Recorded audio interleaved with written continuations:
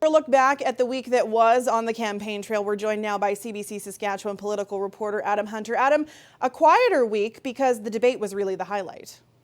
That's right, Sam.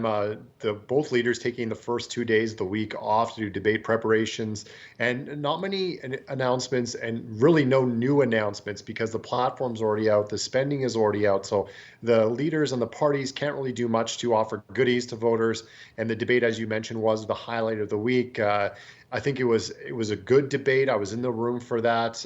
It was very civil, a bit of crosstalk, a bit of interruptions, but for the most part, the leaders let each other answer. There were some, contentious moments. Ryan Malley saying that Scott Moe's government told Tristan DeRocher to get off the lawn. There were some questions pointed by Ryan Malley to Scott Moe about the minimum wage. But both leaders got their points across, I think, to voters. We're just kind of blowing through this campaign. Next week, the advance polls open up, and we're going to see a final push from party leaders, especially in some of those more contentious areas. Where do you think we're going to see them show up?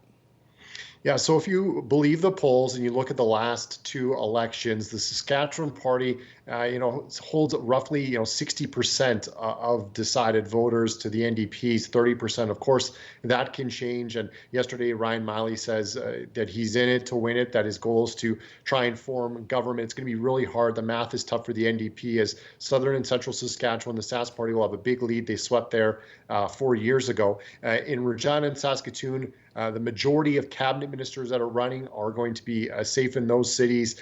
They have solid polling in those areas. The one in Regina that a cabinet minister I would think people should watch for is Tina Beaudry-Mellor in Regina University going up against Alina Young from the NDP. This is a rematch of 4 years ago.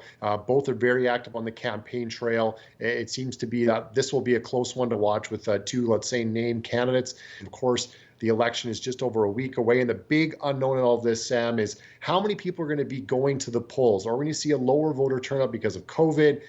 I think that's something that we'll get a sense of. Maybe the advanced polls will give us a little bit of a hint because we will get those numbers. Of course, we won't get the results from the advanced polls. We will get the total votes cast in those few days before Election Day.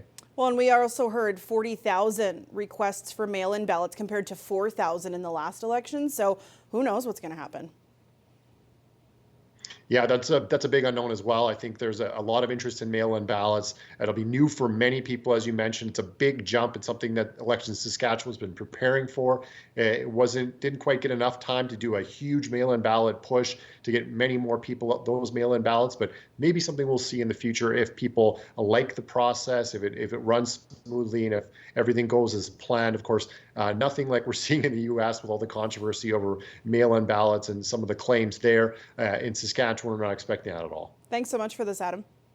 You're welcome. CBC Saskatchewan political reporter Adam Hunter joining us from Regina.